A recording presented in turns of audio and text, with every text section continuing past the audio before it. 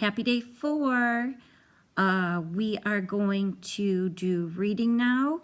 You need to grab your progress book and a pencil. As you can see, Bo is in his usual position. We are continuing our work on comparing and contrasting points of view, and we're talking about first person and third person narrator. In your book, we are going to turn to page 114.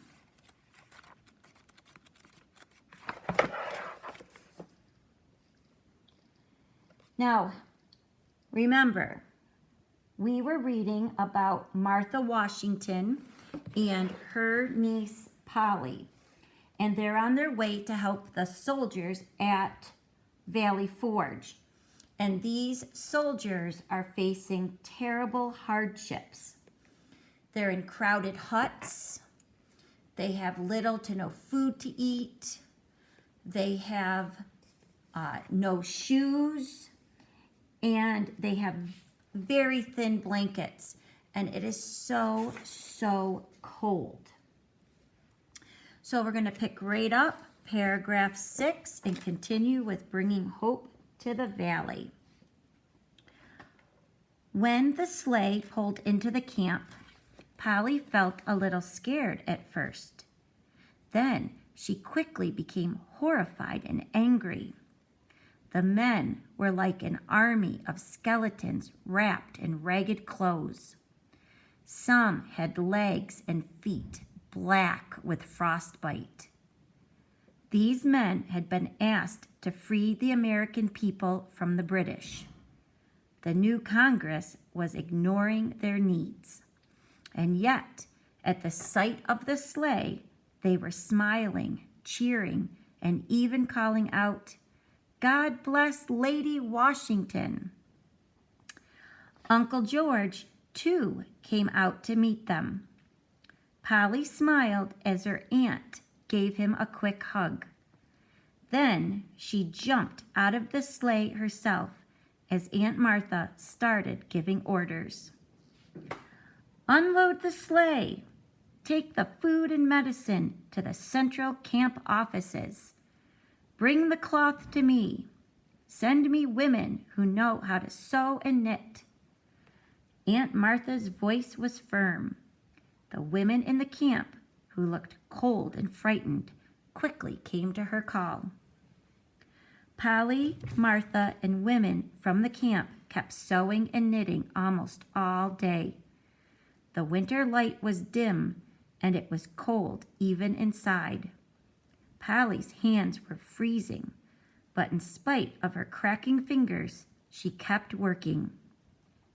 The women made new clothes, knit new socks, and patched the worn clothes the men already had.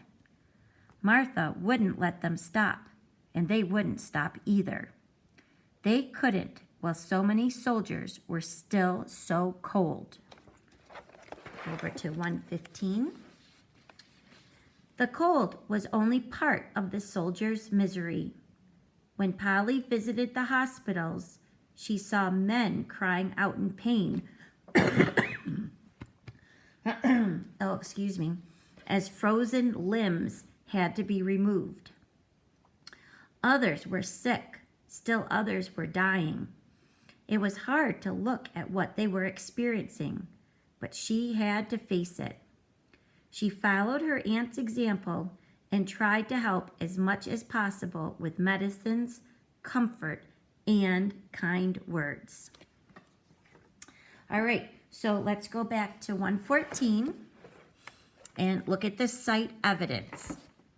A says, underline the sentences in paragraph 6 that show Polly's view about the camp. So you're going to do that. Paragraph 6, I'll give you a clue. There are 2 sentences you should find. Cite evidence B, circle the sentences on this page that have a first-person point of view.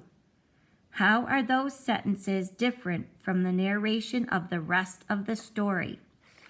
So you're going to do that. And on this page, first person point of view. And you're going to circle them. And I will tell you there are 3 of those sentences. Now, on page 115, I want you to do questions 1, 2, and 3. For number 3, you only have to restate and answer. We will be talking more about this story tomorrow, and of course, we'll go over the story and discuss your answers on Thursday.